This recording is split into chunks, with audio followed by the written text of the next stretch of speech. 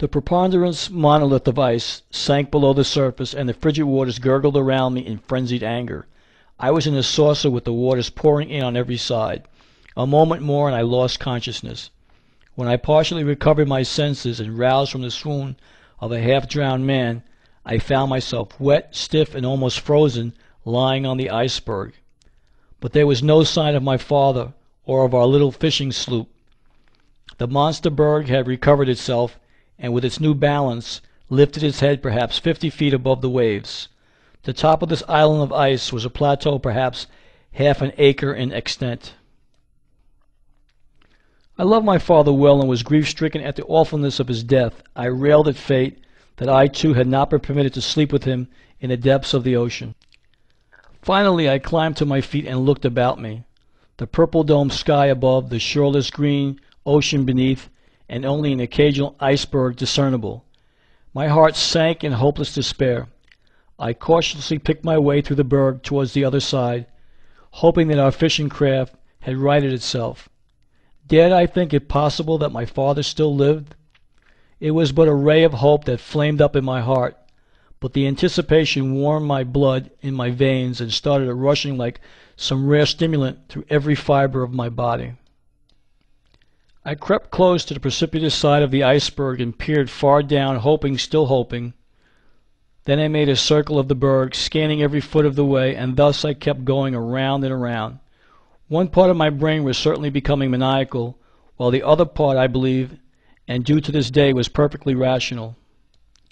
I was conscious of having made this circuit a dozen times, and while one part of my intelligence knew in all reason there was not a vestige of hope, yet some strange fascinating aberration bewitched and compelled me still to beguile myself with expectation.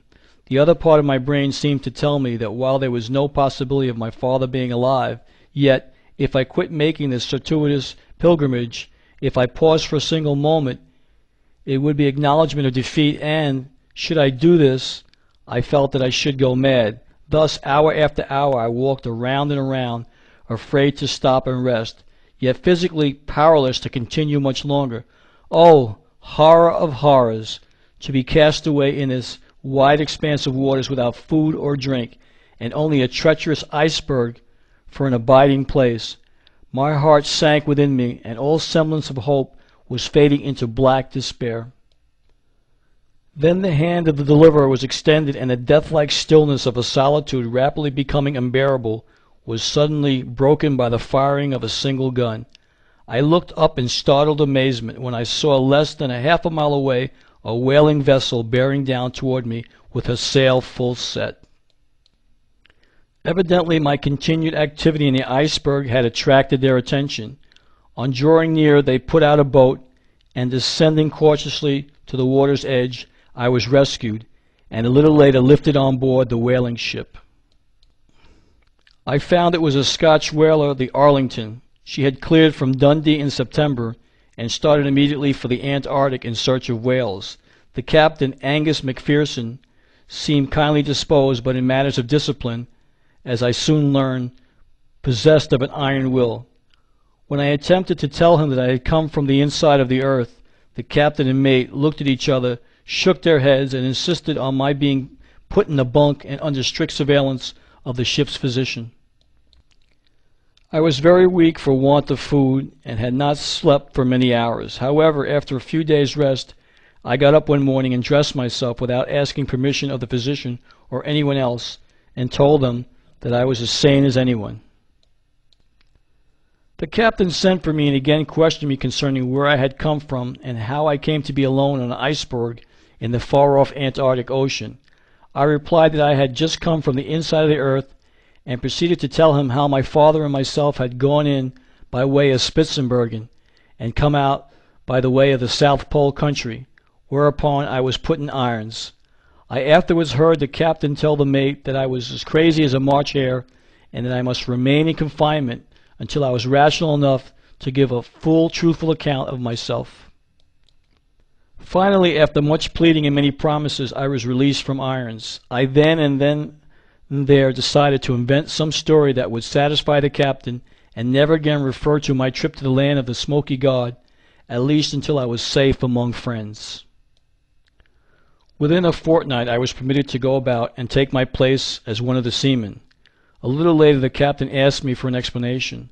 I told him that my experience had been so horrible that I was fearful of my memory, and begged him to permit me to leave the question unanswered until some time in the future. "I think you are recovering considerably," he said, "but you are not sane yet by a good deal. Permit me to do some work as you may assign," I replied, "and if it does not compensate you sufficiently, I will pay you immediately after I reach Stockholm to the last penny." Thus the matter rested. On finally reaching Stockholm, as I have already related, I found that my good mother had gone to her reward more than a year before. I have also told how later the treachery of a relative landed me in a madhouse, where I remained for 28 seemingly unending years, and still later, after my release, how I returned to the life of a fisherman, following it sedulously for 27 years, then how I came to America, and finally to Los Angeles, California. But all this can be of little interest to the reader and listener. Indeed, it seems to me the climax of my wonderful travels and strange adventures was reached when the Scotch sailing vessel took me from an iceberg on the Antarctic Ocean. In concluding this history of my adventures, I wish to state that I firmly believe science is yet in its infancy concerning the cosmology of the earth. There is so much that is unaccounted for by the world's accepted knowledge of today, and will ever remain so until the land of the Smoky God is known and recognized by our geographers. It is the land from whence came the great logs of cedar that have been found by explorers in open waters far over the northern edge of the earth's crust, and also the bodies of mammoths whose bones are found in vast beds on the Siberian coast. Northern explorers have done much. Sir John Franklin, De Haven Grinnell, Sir John Murray, Kane, Melville, Hall, Nansen, Schwatka, Greeley, Peary, Ross, Gerlache, Bernanke, Andre, Amsden, Amundsen, and others have all been striving to storm the frozen citadel of mystery.